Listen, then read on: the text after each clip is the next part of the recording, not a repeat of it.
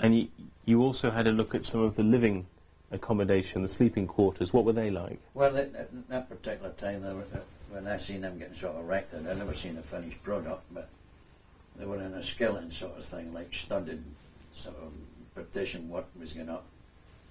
And I believe they were supposed to be in like 2-bedroom chalets or 3-bedroom chalets, something to that idea.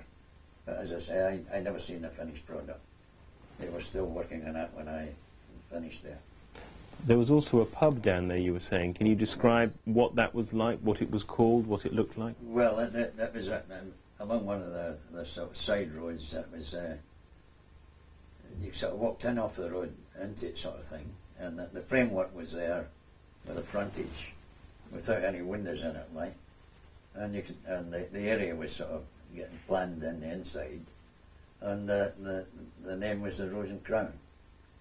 So that's what they called it. So how they were going to get their beer down there, I wouldn't know. I mean, that's something I wouldn't know. That's it all in cans, probably. But presumably they would have had enough beer there for a year. Oh, I think so, yeah. Everything else there, I should imagine they would make sure there was enough of all that, plenty of whiskey and what have you. So what did the pub look like? Can you describe what it looked like? To me it was like walking along a main street and there's a big shop with big windows in it, like you're looking at a furniture shop or something like that. It was similar to that, but there's no windows in it, like. But it was going to be like that. It's like you'd walk in off the main road in the big cities into a big cafe, that sort of thing, and the bar would be behind, like, you know. That's what it looked like at the time.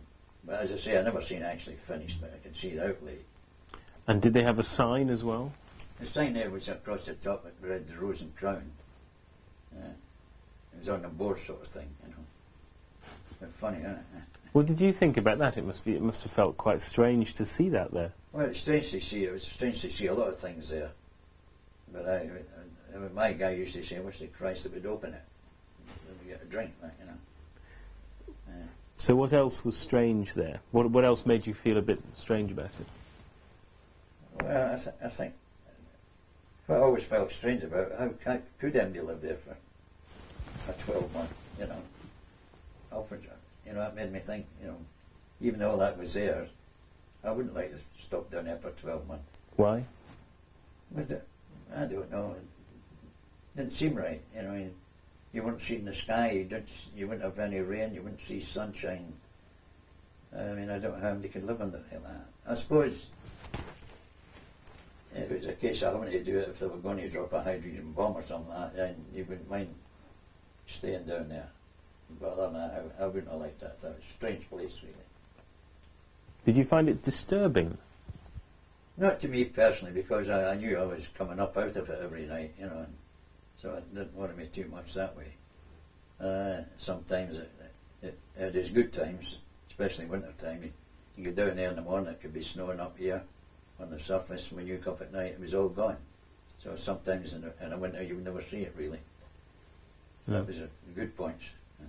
You were saying about strange things. You talked about the road signs there. What kind of signs were there? That's right. You get little round signs with the usual red and white colour with the black print in the middle, like 5 miles per hour, and crossroads, and stop signs, and that sort of thing, and a give way in different areas, you know. So that was something unusual you would think you see under there, you know. And the electric cars? What were they like? Well, they were just like a flatbed thing with like bench seating. There wasn't a hell of a lot of distance we were going to travel, so it was just sitting sort of back to back sort of thing, and just on and off sort of thing. That's what they generally looked like. And you were describing as well the vaults where the records were going to be kept. Can you describe what those rooms were like, how big they were, and what they were for? Yeah, I suppose there would be something like they were in concrete with a steel door. There were about, I suppose, there were 2 or 3 of them would be 12 feet by about 18 feet. I would roughly, you know, thinking back, that's off the top of my head. I think there were about 3 of them there in that particular area. seen then. Hmm. Did you keep in touch with anyone after you left who was still working there? Now we to keep in touch with them after I left there. There's a lot of the local people worked there, so I'm in touch with them. A lot of them still today. Hmm. So I mean, I know a lot of the guys that worked under there who worked locally and lived locally. And what happened to it then after you left? Was it used in the 1970s and 80s? It was never used as to what it was supposed to be used for, and thank God for that. But what they'd done then, I think the MOD, Ministry of Defence, they had probably a skeleton staff which kept the place ticking over, like running machinery and what have you, periodically to keep it in working order. And I believe it's still the same today. It's still there today. Well, at this time,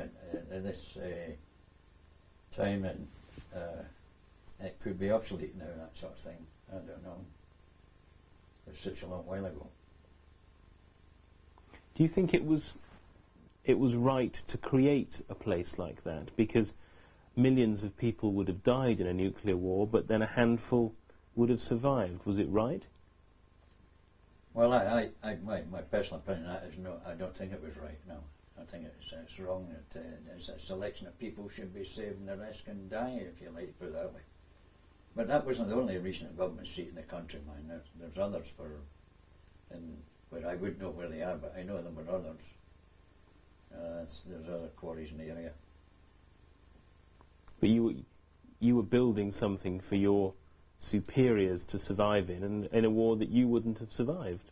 That's exactly right. That's what it all boils down to. Yeah, that's right. Did you and the others talk about that? I mean, what did you make of it? Yeah, well, the discussion used to be in the local clubs and pubs and that. If anything did happen, we'd be there before them. Because you knew where it was. We knew where it was, and we were going to make sure we were going to get there. Yeah, that was that used to be the general discussion in the earlier days. Yeah, there was no chance. It was all in that area. Yeah. Yeah. And the living quarters? The living quarters were back up by the. Just to recap again, the Cabinet Office was around here, and where was the Cabinet Office and the records? I think. I would have thought there'd be somewhere about here. Mm-hmm. That area. Yeah. And how about the government departments, all their offices, where were they? Well, then again, they didn't have any. The only ones I thought was just away from PO1 where you come in. There was the Chivershead offices there in that area, but I'd never seen any sort of government offices under there. Right. Because was this road? Was there lots of traffic on it? No, there wasn't a lot of traffic.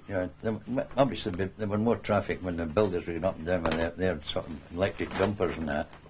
How would you say? I suppose. How about the? Probably as wide as